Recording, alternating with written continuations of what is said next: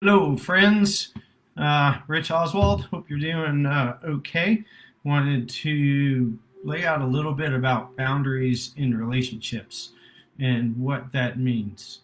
Um, I find that a lot of times there's confusion around those things, and it causes some pretty challenging things in relationships. The basic idea of boundaries, and there's a good book out there about it. Uh, what is it? Cloud and Townsend wrote it, called Boundaries.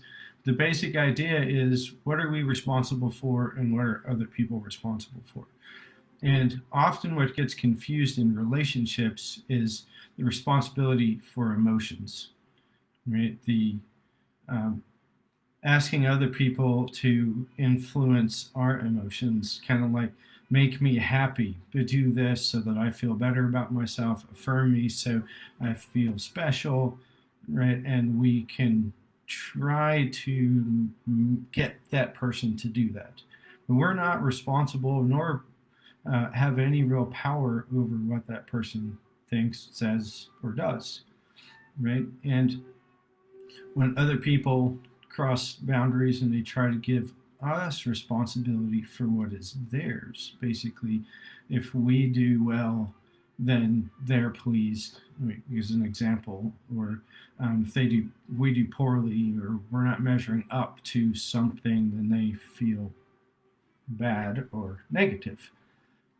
And this happens between parents and kids, between spouses, between friends, pretty much coworkers, any relationship. Boundaries are really important.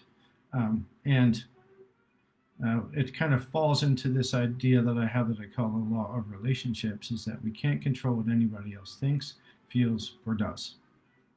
We get into a lot of trouble when we try.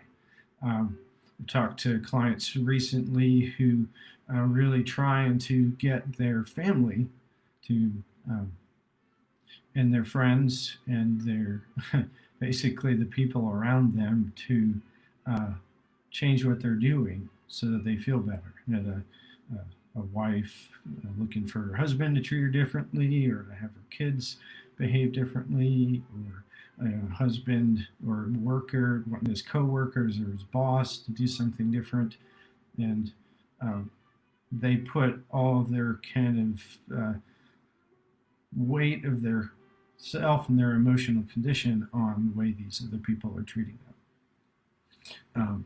But the reality is, we get to pick what we do in response to the way people treat us. I mean, we're not just subject to go along with them. This comes in one of the areas I look at is with jobs. Uh, a lot of times we get pulled into the idea that we have to just sell ourselves to get a job, right? And we have to perform well enough to keep the job and take on whatever responsibility that our boss may give us.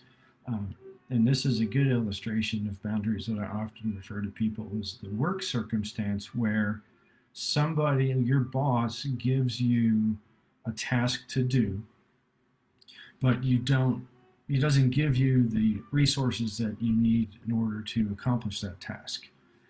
And I say that that's crazy making, right? Because the boss says, "Oh, you have to do this," and if we take on the responsibility to do that, now we're going to be stuck in this place where we don't feel like we have the resources to do it, but we feel like we have the responsibility to make it happen. And so our level of fear goes up, our level of anxiety goes up, our questions go up, and we often don't sleep well at night, and we complain about our work circumstances and how things don't work so well. But the healthier way of looking at work relationships is, not only are we trying to sell ourselves to get a job, we really are looking at interviewing the people we're working for as well. Because work, it is a relationship. It's a business transaction, but it's also relationships. Right? We work to get paid, but then we also interact with the people that are there. So it's important for us to be able to own our decisions and our emotions and make our own choices about what we do when it comes to interacting with people. So the work circumstances, though, is just as scary as it is, because we all want to keep our job, or at least want to keep an income coming in. So we don't want to be in a threatened position or in a risky position where we may lose our job. Totally get it. It's understandable. But when we feel powerless to do something in response to poor treatment, then we find ourselves stuck. But what we can do is verbally, we can at least explain. For example, the boss gives us more than what we really have the ability to do. I suggest you can say something like, "Hey, love to be able to do that.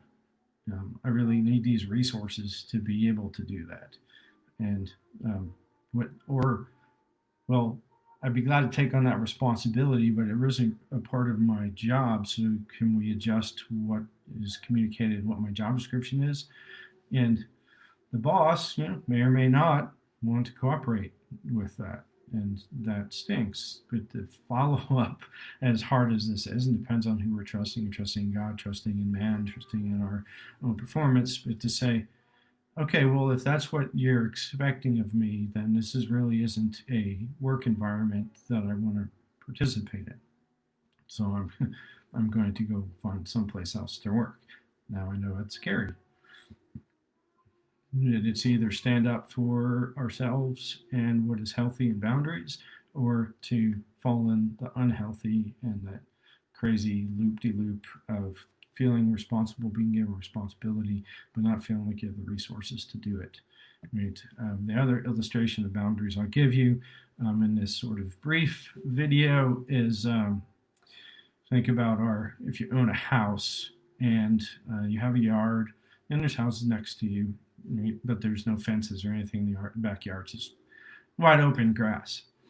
And one day you look out and your neighbor is mowing your grass. Now, you may think, well, that's kind of nice initially, but you really kind of like to mow your own grass as well. So you may go out and tell the neighbor, hey, thanks, I appreciate it. I'm really not interested in you mowing my grass. I know it's a very nice gesture, but I really want to do that. And they may go, oh, it's fine, I'm out here mowing anyway. I'll just take care of yours. But you're like, no, seriously, I really don't need you to do that. And you're like, okay. And then the next time they're mowing, you look out and they're mowing your yard again. Well, what can you do with that? Well, you can go out and try to explain it to them again. And if they continue to do it, what's the solution? Put a fence around your backyard, right? And try to delineate what is yours and what is theirs. And like that, a lot of times that can work. But for the unhealthy relationships, sometimes you may look out there and even though you have a fence, your neighbor came through the fence and is still mowing your yard. Right? So now it's getting more offensive. It's more violating. It's more disrespecting of your what you own and what you're responsible for.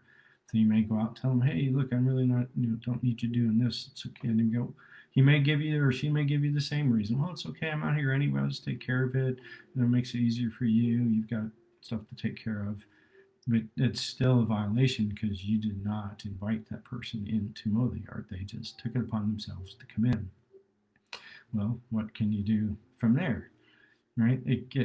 Unfortunately, you have to keep increasing the level of response to equal the level of violation, and say ultimately this could end in calling the police for the conflict between neighbors. It could be going to court. It could be a variety of other more severe things that unfortunately can be very inconvenient for us, very scary, very overwhelming, may cost us fees in order to take care of it. Absolutely. Is those things that we want to do? No, we don't. But unfortunately, in this world, we are affected by the people around us and their good choices and their bad choices. And that's where boundaries gets more. We can look at this a little bit more specifically on how relationship boundaries work. But we get affected by other people. And unfortunately, we suffer the consequences, good or bad, based on other people's choices, right? When we drive along the road and everybody makes a choice to stay in their lane and follow the laws, then everything works great. But if somebody, makes the choice to blow a red light while you're going through the intersection and hits you, right, that wasn't anything on your desire for things to do or have to deal with, but nonetheless, you have a damaged car and you're in an accident, and maybe the damage was minor, maybe it was major, maybe you had physical stuff along with it. That's all that stuff, all those event or that event and all the consequences of it weren't your choice because the person violated the boundary. Right? It was your intersection. It was time for you to go through that intersection. So that applies to relationships as well. People choose things and it can hurt us. People can choose things that benefit us, but we can't control what they do. So boundaries, the basic idea, again, to kind of wrap this up, is what are we responsible for emotionally and around behaviors and thoughts, and what are other people responsible for? And it boils down to we are really only responsible for what we think, what we say, what we do, what we feel. That's all ours. Nobody else can control that. And other people, each of them have responsibility for what they do, what they say, what they think, what they feel, and how they communicate all that. And when it comes to interacting with people, all we can do is determine how we want to respond, right? Stay within what we can control. Another basic illustration is a hula hoop, right? Hula hoops don't overlap and bump into each other, and we have to stay within our own hula hoop. So any questions, comments, leave them. Want me to expand on anything, be glad to do that. If this video has been helpful, share it with other people, post it on your social media, and look for more. I'm going to continue to try to help you out. I'm not counseling you. I'm only giving information and some perspective that may help you make decisions, but I'm not officially counseling you. If you want to interact with that, I'd be glad to set something up and meet with you and help you there. So until next time, take care. I'm going to hopefully put videos out, continue 3 times a week. So look for those, and thanks for watching. Bye.